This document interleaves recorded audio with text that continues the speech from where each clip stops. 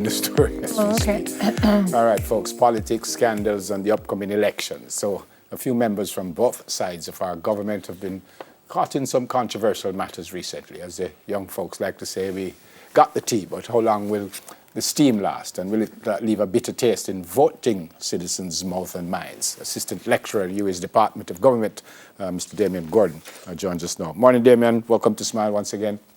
Good morning, Neville. Thanks for having me.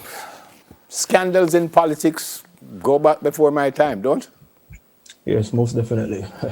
And it seems like when we hear these things, I say, no, man, these people gone and they're dead and they are still here with us moving along. These recent ones, are these any worse than the ones that we would have been hearing about in years gone by? Not necessarily worse. Corruption has become a constant in our political system. Administrations change, prime ministers change, ministers change, but corruption appears to be resilient.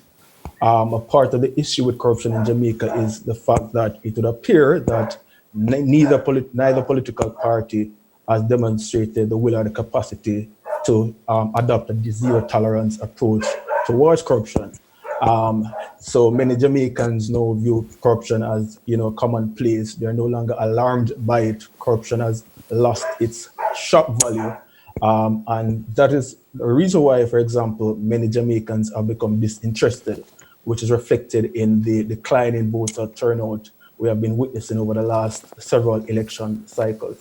I understand when you say they don't have the will. Why would you say they don't have the capacity? Well, they have not demonstrated the capacity, right? So neither political party has shown that or has adopted a zero tolerance approach towards fighting corruption. Corruption is an issue that we have been grappling with over the last several decades, particularly since the 1990s. And what we have seen as a response from the executive across both political parties is usually a slap on the wrist. It doesn't go far enough in terms of deterring acts of corruption by public and elected officials in Jamaica. So political commentator, morning, Damian, Dr. Paul Ashley, was cryptic in his comments about what happened in the last week with all the news that broke. He called it a political week from hell. Do you see this having any implications? You've seen some shuffling come out of it and some other things, but for the most part, what kind of impact is this political week from hell going to have on anything? All right, so I have maintained that the Jamaican public is a binary where corruption is concerned. On the one hand, you have a large number of Jamaicans, possibly the majority of Jamaicans, who have a very low perception of government. They have very little faith in public institutions. They believe that the system of government in Jamaica is broken.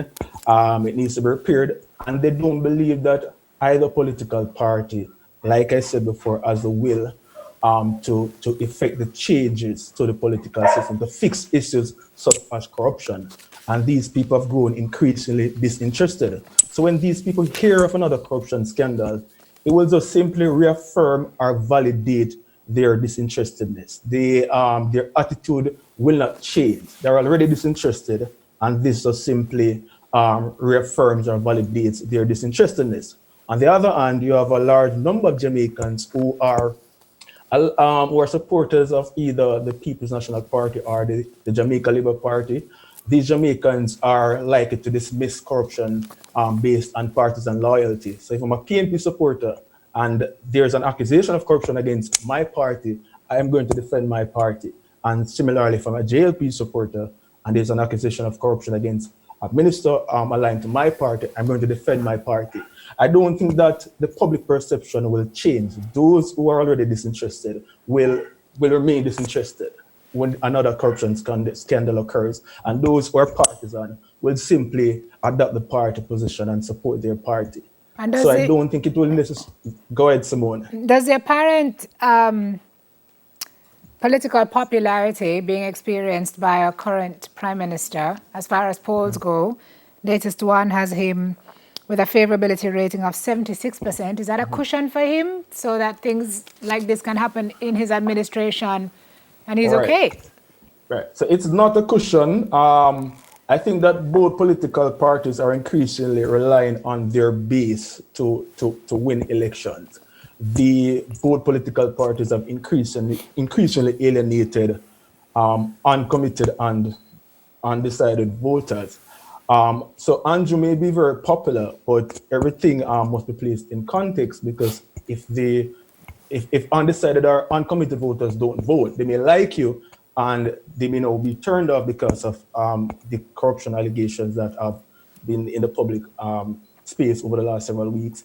They may decide not to vote. And what we may have is a clash between the base of both political parties, and that is that's evenly distributed. Both political parties support base is evenly distributed. Yep. So the fact that people may like you now, it doesn't mean that they're going to like you to vote for you, especially in Gotcha. light of what they would have been hearing Conversion. over the last Yeah. several Right. weeks. Right? Okay. Damian, more than a couple of times, the Prime Minister has moved ministers to the office of the Prime Minister, which would suggest to me that the fact that he's moved them, it would suggest to me that he thinks they've done something wrong.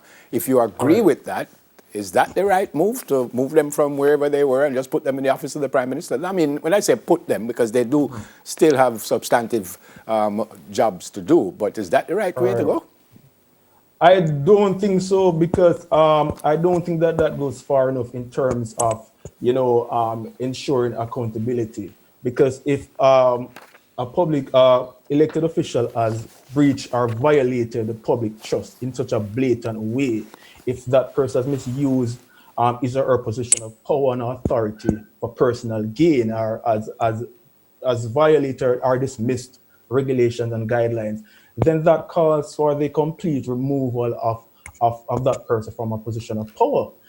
Shifting that person to another area of government does not go far enough. That does not suggest a zero tolerance approach towards corruption. So I don't think that most Jamaicans are impressed with that. That is something that does not deter acts of corruption. It's almost a slap on the wrist. So I don't think that is the approach we need if we want to show or project a level of seriousness about tackling corruption in Jamaica. So the suggestion then is that if I supported the Jamaica Labour Party, no matter what I've seen thus far, where the election is to be called now, I still would vote for the Jamaica Labour Party. Is that what you're suggesting? Yeah, because the reality is that most Jamaicans think that both political parties are equally corrupt. Most Jamaicans don't believe that either the People's National Party or the Jamaica Labour Party has the moral authority to make corruption a central campaign issue, because both of them have equally shown very little will to tackle corruption as a national issue. So none will gain any traction or leverage from making corruption a central theme, because if you point one finger at the other, and a finger will be pointed at you. So they will have to look at other deciding factors, but it will not be corruption per se, because Jamaicans largely believe that both political parties are equally corrupt. So And there are not enough undecideds, Damian, to swing it either way.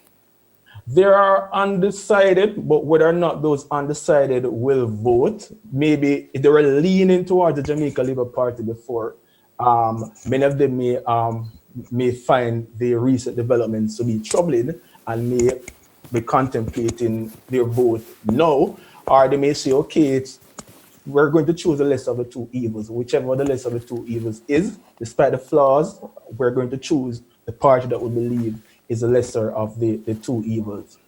All right, Damon, thanks so much for speaking with us. Take care, all right? I'm sorry, Simone. Thank you, Assistant Damian. Lecturer in U.S. Department of Government, Mr. Damian Gordon.